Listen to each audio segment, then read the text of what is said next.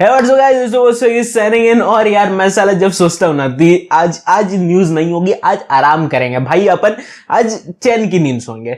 उसी दिन पके आम की तरह पता नहीं कहां से टपकती है भाई न्यूज, और नई न्यूज, और बिल्कुल ही मतलब तुम कह सकते हो वो ट्रेजर चेस्ट होती है ना गेम में, वो ट्रेजर चेस्ट में निकलती है भाई। आज कुछ नया निकला है, आज कुछ नए लेवल का लफड़ा निकला है भाई फुटबॉल वर्ल्ड में, और ये हर दिन ही कंटिन्यू रहती है। और इस चीज के लिए मैं ब्लेस्ड फील करूं या फिर कर्स्ड फील करूं, मुझे नहीं पता। खैर, अगर सबसे पहले अपडेट की बात करें जो कि एकता कपूर की सीरियल जो कि हो रही है लिवरपूल और सऊदी के बीच में, और भैया क्या मो साला को लेकर टसल चल रही है भाई दोनों के बीच में। मतलब एक तरफ तो सऊदी मान नहीं रही है भाई, अल इत्तिहाद ने हर जोग टोना सब लगा दिया भाई, शाम दाम दंड भेद सब लगा दिया मतलब मो साला को साइन करने के लिए। और लास्ट बिड उन्होंने फाइनली अब 200 मिलियन की भी जो बेंचमार्क थी जो उन्होंने फाइनली सेट कर रखी थी मो साला के लिए, इवेंचुअली मुझे पता था कि 200 मिलियन की बेंचमार्क ये टच करने ही वाले हैं, वो फाइनली कल टच कर दी मो साला को आखिर साइन कराने के लिए। देखो यार, एक चीज मैं बोलूंगा कि अल इत्तिहाद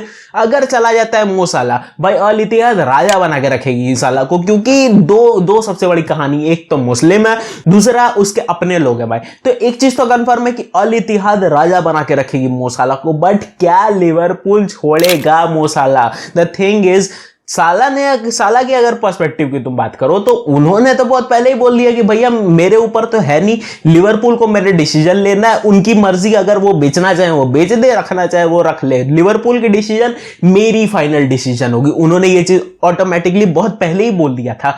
बट लिवरपूल एक चीज पर अड़ी हुई है कि भैया हम मो साला को नहीं बेचना चाहते और मो साला हमारे लिए अनटचेबल है। इनफैक्ट यर्गन क्लॉप से जब पूछा गया इस चीज के बारे में उनके इंटरव्यू में, तो यर्गन क्लॉप ने कह दिया भैया ये सऊदी मान नहीं रही है यार, तो सऊदी मतलब पड़ी हुई है मो साला के पीछे, हमें पता है, बट मो साला इज अनटचेबल फॉर अस, और जब तक सऊदी की ट्रांसफर विंडो खत्म नहीं हो जाती इनका आरआर चलता रहेगा, और मो साला को हम तो बेचने नहीं वाले, मो साला कहीं नहीं जा रहे हैं। तो यर्गन क्लॉप की तरफ से ये चीज तो कंफर्म है। बट मेन क्वेश्चन ये आ जाता है अब यहां पर कि क्या 200 मिलियन की शहद देखकर एफएसजी की नीयत फिसलेगी या नहीं फिसलेगी? देखो यार, यर्गन क्लॉप की अगर पर्सपेक्टिव से तुम बात करो ना, वो बंदा जब तक कंफर्म नहीं हो जाता है कि नहीं बेचना नहीं है, वो अब इस चीज पर कोई डिसीजन नहीं देता। इतना यर्गन क्लॉप को मैं भी मानता हूं भाई कि वो जब तक फिक्स नहीं हो जाएगा कोई चीज पर नहीं बोलेगा। तो ऐसे में अब उनके बैकग्राउंड पे क्या बवाल चल रहा है वो तो अभी मुझे नहीं पता है, कवर करेंगे भाई, अपन बैठे हुए हैं यार खोद के निकालने के लिए news. But the thing is अभी तक तो मो साला अनटचेबल है, बट अल इत्तिहाद के 200 मिलियन के बिड के बाद शायद हवाएं अपना रुख बदल सकती हैं। खैर, मो साला जाते हैं या नहीं चाहते हैं, ये तुम मान सकते हो कि बहुत बड़ी डील हो जाएगी अगर अल इत्तिहाद साइन कर लेती है तो। खैर, इसी थोड़ा सा अपने गिरबान में झांक के देखते हो और आते हैं मैनचेस्टर यूनाइटेड पर। और क्या बिग बॉस लेवल ड्रामा चल रहा है भाई मैनचेस्टर यूनाइटेड के अंदर, और एरिक टेन हैग और जेडन सैंचो के बीच में जो आग लगी है, नेक्स्ट लेवल आग लगी है। मतलब तुम सोचो कि सिर्फ और सिर्फ एरिक टेन हैग ने अपने पोस्ट मैच इंटरव्यू में यह कह दिया था कि भैया जेडन सैंचो को हमने इसलिए नहीं खिलाया क्योंकि उसकी परफॉर्मेंस ट्रेनिंग में अच्छी नहीं थी, उसके बेसिस पर हमने डिसीजन लिए थे। ट्रेनिंग के दम पर, ट्रेनिंग के परफॉर्मेंस के दम पर ही हमने अपनी जो प्लेइंग 11 थी वो तैयार की थी। अब इस चीज पर जेडन सैंचो ने अपनी जो प्रतिक्रिया दी उसने इस आग को नेक्स्ट लेवल भड़का दिया। जेडन सैंचो ने कह दिया कि जो भी आपको दिखाई दे रहा है उस पर भरोसा मत करें, हर एक स्टेटमेंट को ना माने, इसको मैं कोट कर रहा हूं। और अभी मेरे को सिर्फ और सिर्फ खुशी खुशी फुटबॉल खेलने दीजिए, मैं बहुत ज्यादा ही स्केपगोट बन चुका हूं, इसको भी मैं कोट कर रहा हूं। एंड मेरी जो ट्रेनिंग में परफॉर्मेंस थी वो अच्छी रही थी। एंड उसके बाद उसने अपना बीच बचाव करते हुए ये भी कह दिया कि भैया मिनिस्ट्री की जो भी डिसीजन होगी वो हमें मंजूर है सर आंखों पे। अब कहानी समझो, जो 2 लाइन मैंने कोट करे हैं, सबसे पहला स्केपगोट वाली कहानी पे आ जाते हैं। किसने बनाया आपको स्केपगोट? नहीं, मैं पर्सनली ये क्वेश्चन पूछना चाहता हूं कि किसने बनाया जेडन सैंचो को स्केपगोट? 2021 जुलाई में यह बंदा डॉर्टमंड से आता है on a season loan. Performance बहुत ही ज्यादा नेक्स्ट लेवल नहीं रहती है, जो उसकी डॉर्टमंड में परफॉर्मेंस थी उससे तो कम ही थी उस season, but still Manchester United और स्पेशली तुम कह सकते हो एरिक टेन हैग सोचता है कि भैया जेडन सैंचो को हम मौका दे सकते हैं, ठीक है, कोई उसमें आपत्ति नहीं थी। बट नेक्स्ट सीजन भी सेम कहानी रही और उसमें भी आपकी कोई बहुत अच्छी परफॉर्मेंस नहीं आई है, और फिर आपकी जो ट्रेनिंग में परफॉर्मेंस है वो अच्छी नहीं है। अगर कोच बोल रहा है कि ट्रेनिंग में अच्छी परफॉर्मेंस नहीं है, तो कुछ रीजन से बोल रहा होगा, कुछ तो कारण होगी। भाई एरिक टेन हैग वो बंदा है जिसने मार्कस रैशफोर्ड को सिर्फ इसलिए बैठा दिया था क्योंकि वो 10 मिनट लेट पहुंचा था, क्योंकि वो ज्यादा सो गया था। वो बंदा है एरिक टेन हैग। और ऐसे में अगर एरिक टेन हैग को वो लेवल नहीं दिख रही है आप में, वो लेवल की परफॉर्मेंस नहीं दिख रही है, वो क्यों आपको टीम में लेगा? सीधा सा बात है। और यहां मेरी दूसरी कोट खत्म होती है। तो एक चीज तो तुम्हें समझना पड़ेगा, जेडन सैंचो की जो वर्बल डिसएग्रीमेंट थी वो मेरे हिसाब से प्रॉपरली गलत है।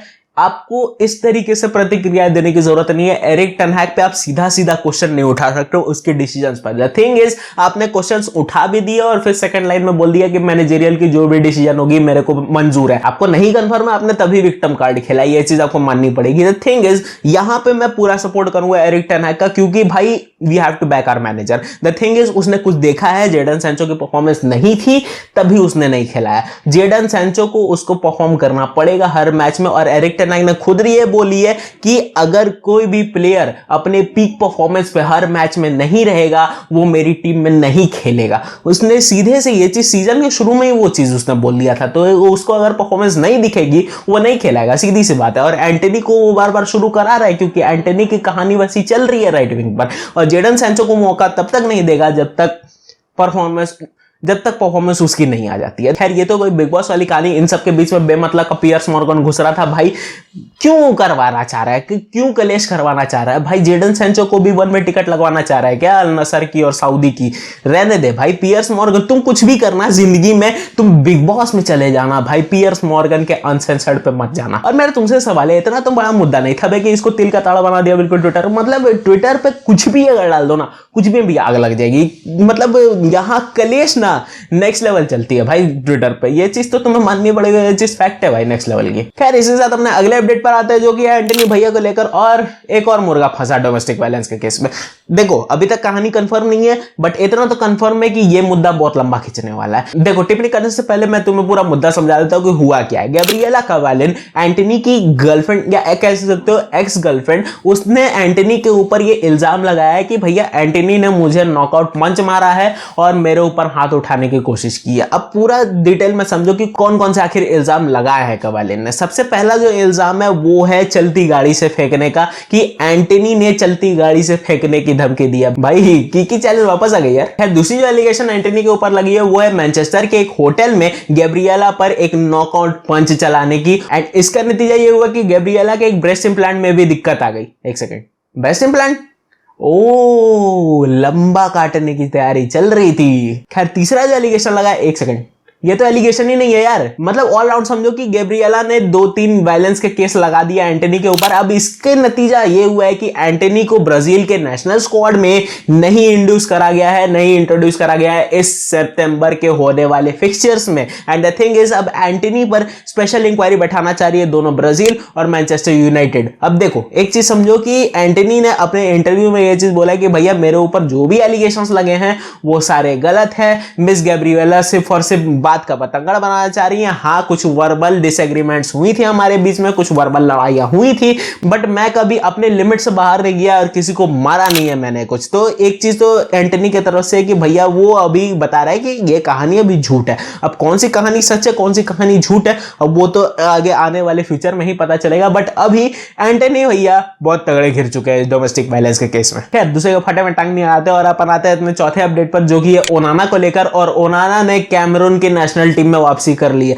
अब जिनको नहीं पता, पिछले साल दिसंबर वर्ल्ड कप में कैमरून एक मैच खेली थी बस स्विट्जरलैंड के अगेंस्ट, जिसमें ओनाना खेला था। एंड उसके बाद ओनाना की डिसएग्रीमेंट्स हो गई थी कैमरून के नेशनल टीम के मैनेजर रिगोबर्ट सोनी से उनके फॉर्मेशंस को लेकर। तो ऐसे में ओनाना ने फाइनल डिसीजन दे दिया था कि वो कैमरून की नेशनल टीम से 28 साल की एज में ही रिटायर कर जाएगा। और द थिंग इज, उसने उसके बाद फिर कैमरून के लिए कोई गेम नहीं खेले। बट कैमरून की नेशनल टीम से अब फाइनली एक कॉन्टैक्ट आया है, एक फोन नंबर घुमाया गया है ओनाना को और ओनाना को कॉल अप किया गया कैमरून के नेशनल टीम में। एंड ओनाना की जो बातें हैं वो सीधे से पलट गई कि भैया कैमरून के लिए मैं पूरी तरीके से डिवोटेड हूं और मैं कैमरून की नेशनल टीम से खेलना चाहता हूं। एंड कैमरून की जो नेशनल गवर्नमेंट है उसको भी उसने थैंक किया कि भैया आपने बहुत अच्छा काम करा है कैमरून के लिए, कोई दिक्कत नहीं है, मतलब पूरा मसालेबाजी चल रही है। द थिंग इज ओनाना अब कैमरून की नेशनल टीम से खेलेगा और हो सकता है सोनी उसको उसका कैप्टन भी बना दे। अभी तक कंफर्म नहीं है, बट अभी कितना तो कंफर्म है कि ओनाना कैमरून की नेशनल टीम से अभी जो अपफ्रंट फिक्चर्स है उसमें खेलेगा। और अगर कैमरून आगे क्वालिफाई हो जाती है तो हो सकता है फरवरी के महीने में 2-3 मैचेस ना खेले आंद्रे ओनाना मैनचेस्टर यूनाइटेड के लिए। हमारे लिए दिक्कत हो जाएगी तब, लेकिन बट हमने बाइंदर को साइन करा है तो एक चीज तो कंफर्म है कि बाइंदर को अभी से ही टेस्ट करना पड़ेगा। खैर that's it for today guys, hope ये वीडियो तुम्हें अच्छी लगी हो। वीडियो अगर अच्छी लगती है तो वीडियो को लाइक कर दो यार, चैनल को सब्सक्राइब कर दो। पैसे नहीं लग रहे यार, मेरी बात मान लो ना, पैसे नहीं लग रहे, कसम से नहीं लग रहे, करके तो देखो यार, तुम्हें अंदर से सेटिस्फैक्शन मिलेगी कि नेक्स्ट लेवल सेटिस्फैक्शन मिलेगी। खैर मैं मिलता हूं तुमसे किसी और दिन किसी और टॉपिक पर। signing out.